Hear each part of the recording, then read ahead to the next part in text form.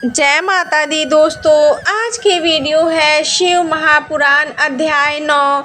ब्रह्मा जी कहते हैं, हे नारद, भगवान विष्णु के द्वारा की हुई अपनी स्तुति सुनकर करुणा निधि महेश्वर बड़े प्रसन्न हुए और उमा देवी के साथ वहां प्रकट हो गए। उस समय उनके 5 मुख और प्रत्येक मुख में 3-3 नेत्र शोभा पा रहे थे। भाल देश में चंद्रमा का मुकुट सुशोभित था। सिर पर जटा धारण किए गौर वर्ण विशाल नेत्र शिव ने अपने संपूर्ण शरीर में विभूति लगा रखे थे। उनकी 10 भुजाएं थीं। कंठ में नील का चिन्ह था। उनके श्री अंग समस्त आभूषणों से विभूषित थे। उन सर्वांग सुंदर शिव के मस्तक भस्ममय त्रिपुंड से अंकित थे।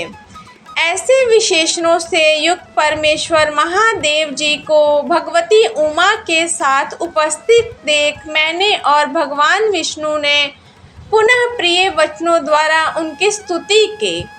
तब पाप हरे करुणाकार भगवान महेश्वर ने प्रसन्नचित्त होकर उन्हें विष्णु देव को श्वास स्वरूप में वेद का उपदेश दिया। उसके बाद शिव ने परमात्मा श्री हरि को गहन ज्ञान प्रदान किया। फिर उन परमात्मा ने कृपा करके मुझे भी वह ज्ञान दिया। वेद का ज्ञान प्राप्त करके कृतार्थ हुए भगवान विष्णु ने मेरे साथ हाथ जोड़कर महेश्वर को नमस्कार करके पुनः उनकी पूजन की विधि बताने तथा सब उपदेश देने के लिए प्रार्थना की। यह बात सुनकर अत्यंत प्रसन्न हुए। कृपा निधान भगवान शिव ने प्रीतिपूर्वक यह बात कही, श्रेष्ठगण, मैं तुम दोनों की भक्ति से निश्चित ही बहुत प्रसन्न हूँ। तुम लोग मुझे महादेव की ओर देखो। इससे तुम्हें मेरा स्वरूप जैसा दिखाई देता है वैसे ही रूप का प्रयत्न पूर्वक पूजन चिंतन करना चाहिए।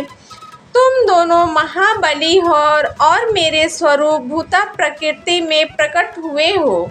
मुझे सर्वेश्वर के दाएं बाएं अंगों से तुम्हारा अभिभार हुआ है। पितामह ब्रह्मा मेरे दाहिने अंग से उत्पन्न हुए हैं और विष्णु परमात्मा के वाम भाग से प्रकट हुए हैं। मैं तुम दोनों पर भली भांति प्रसन्न हूँ। तुम्हें मनोवांछित वर देता हूँ। मेरी आज्ञा से तुम दोनों ही मुझ में सुदृढ़ शक्ति हो। ब्रह्मा, तुम मेरी आज्ञा का पालन करते हुए जगत की सृष्टि करो और विष्णु, तुम चराचर जगत का पालन करो। हम दोनों ने ऐसा कहकर भगवान शंकर ने हमें पूजन की उत्तम विधि प्रदान की, जिसके अनुसार पूजित होने पर पूजक को अनेक प्रकार के फल देते हैं। शंभु की उपयुक्त बात सुनकर मेरे सहित श्री हरि ने महेश्वर को हाथ जोड़ प्रणाम करके कहा, प्रभु, यदि हमारे प्रति आपके हृदय में प्रीति उत्पन्न हुई और यदि आप हमें वर देना आवश्यक समझते हैं तो हम यही वर मांगते हैं। आप में हम दोनों की सदा अनन्य अविचल प्रेम एवं भक्ति बनी रहे। मुनि श्री हरि की यह बात सुनकर भगवान हरि मेरे साथ पुनः नतमस्तक होकर प्रणाम करे।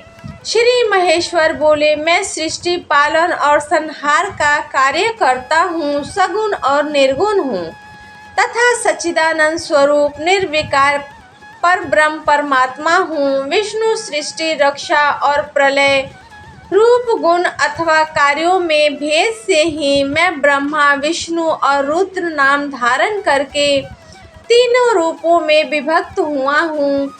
वास्तव में मैं सदा निष्फल हूँ। विष्णु, तुमने और ब्रह्मा ने मेरे अवतार के निमित्त जो स्तुति की है, तुम्हारी उस प्रार्थना को मैं अवश्य सच ही साबित करूँगा, क्योंकि मैं भक्त वत्सल हूँ। मेरा ऐसा ही परम उत्कृष्ट रूप तुम्हारे शरीर के इस लोक में प्रकट होगा, जो नाम से रुद्र महा कहलाएगा। मेरे अंश से प्रकट हुए रुद्र की सामर्थ्य मुझ में कम नहीं होगी। जो मैं कहूँ वही यह रुद्र रूप धारण करेगा। पूजा की विधि विधान की दृष्टि से मुझ में और उसमें कोई अंतर नहीं है। जैसे ज्योति का जल आदि के साथ संपर्क होने पर भी उसमें स्पर्श दोष नहीं लगता, उसी प्रकार मुझे निर्गुण परमात्मा को भी किसी के सहयोग के बंधन से प्राप्त नहीं होता। मेरा शिव रूप है। जब रुद्र प्रकट होंगे तब भी शिव के ही चेले होंगे। महामुने उन्हें और शिव में परापयन का भेद नहीं रहेगा। वास्तव में एक ही रूप सब जगत में व्यवहार निर्वाह के लिए दो रूपों में विभक्त हो गया है। शिव और रुद्र में कभी भेद बुद्धि नहीं करनी चाहिए। वास्तव में सारा दृश्य ही मेरे विचार से शिव रूप है। मैं ब्रह्मा हरि और जो यह रुद्र रूप प्रकट होंगे वह सब के सब एक रूप है, इनमें कोई भेद नहीं है। तो दोस्तों, ये थी मेरी आज की वीडियो अच्छी लगी हो तो वीडियो को लाइक करके मेरे चैनल को सब्सक्राइब ज़रूर कर दें। अपना कीमती समय देने के लिए दिल से शुक्रिया। Thanks for watching.